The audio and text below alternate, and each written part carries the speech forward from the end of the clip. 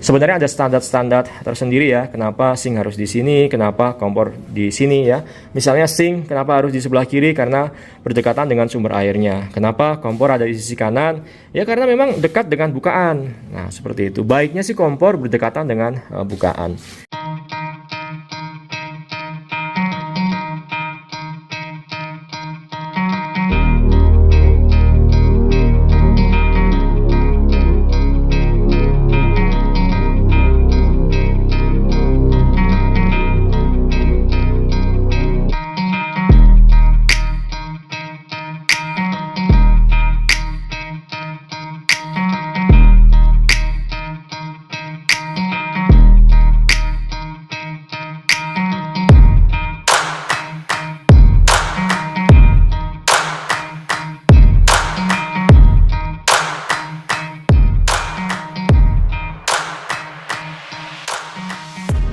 Halo sahabat PU, kembali di channel Nugroho PU.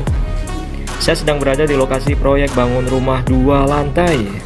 Sudah memasuki tahapan pekerjaan finishing. Strukturalnya sudah 100% selesai sahabat PU.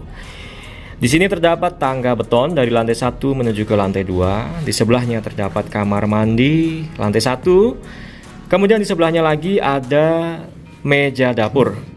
Fokus bahasan kita ada pada meja dapur ini ya sahabat PU ya. Baik, letaknya ada di lantai 1 dan merupakan bagian paling belakang dari sebuah rumah sahabat PU. Jadi di depan ini adalah dinding paling belakang rumah ini sahabat PU. Kemudian struktur yang kami pakai untuk pembuatan meja dapur ini adalah beton bertulang. Jadi plat meja dapur ini tetap ada tulangan ya di dalamnya sahabat PU. Karena fungsinya hanya sebagai daun meja. Jadi ketebalannya kita pakai ketebalan di 4, 5, 6, 8 cm itu juga sudah cukup sahabat PU ya. Besinya pun cukup 1 lapis saja. Adapun struktur meja dapur seperti ini bisa pakai konstruksi beton bertulang seperti ini, bisa juga pakai rangka besi ya, kemudian masukkan ke dalam pekerjaan interior itu juga bisa. Namun biasanya untuk meja dapur itu include di pekerjaan kami masuk ke dalam konstruksi beton bertulang ya, nanti dilapisi dengan keramik maupun granit sahabat PU. Kemudian untuk standar daripada lebar meja dapur ini itu adalah di 60 cm sahabat PU ya. Dari dinding ke depan itu adalah 60 cm.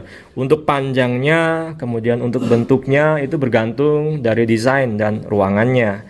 Namun yang ada di depan ini panjangnya kurang lebih ada di 2,5 meter sahabat PU, dari kiri saya ke kanan saya.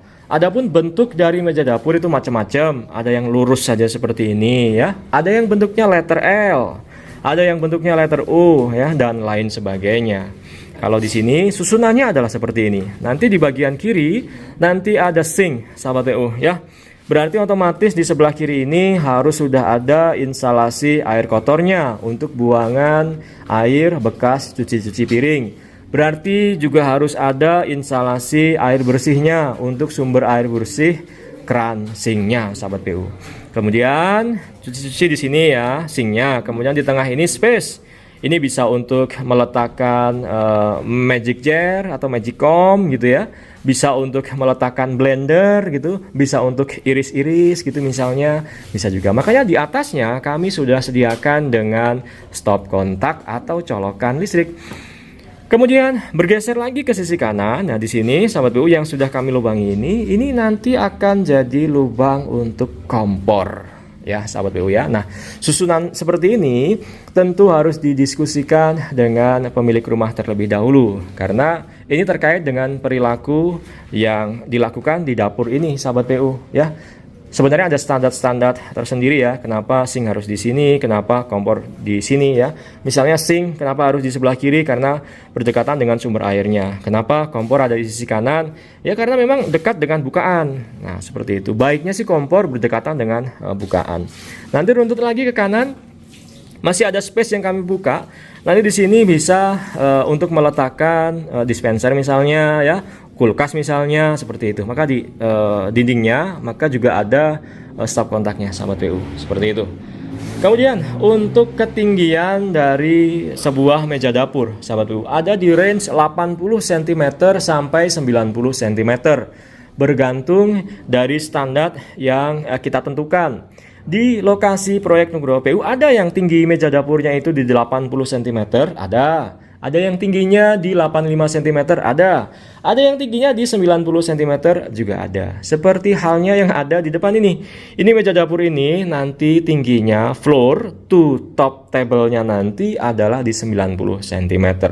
Yang penting ada di range itu ya, ada di 80 sampai di 90 cm. Bahkan ada yang ambil di ketinggian tengahnya yaitu di 85 cm. It's okay, sahabat PU, seperti itu.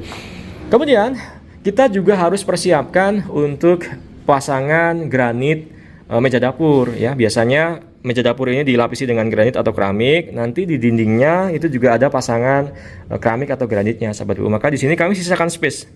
Kami sisakan space untuk pemasangan granit dinding meja dapur, sahabat PU. Yang mana standar ketinggiannya ada di 60 cm. Terhitung dari top table meja dapur ke atas 60 cm.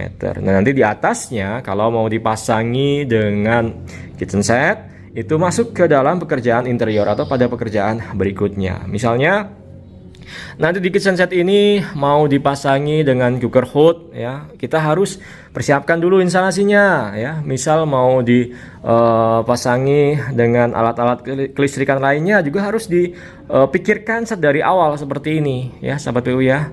Karena supaya tidak ada pekerjaan pembobokan lagi. Jadi mumpung lagi bangun rumah dari nol, baiknya sih dipikirkan sejauh mungkin untuk kedepannya ya, supaya nggak ada kabel-kabel yang keluar. Contohnya di atas ini, tuh instalasi perkabelan, pemipaan semuanya tertanam rapih nantinya di atas plafon. Jadi nggak ada kabel-kabel yang keleweran di mana-mana ya, sahabat PU ya. Nah, pekerjaan meja dapur ini setelah ini tentu berbarengan dengan pekerjaan pemasangan granit, kami akan melakukan finishing pada permukaan meja dan juga dinding dapur ini yang akan kita lapisi dengan keramik maupun granit, sahabat PU.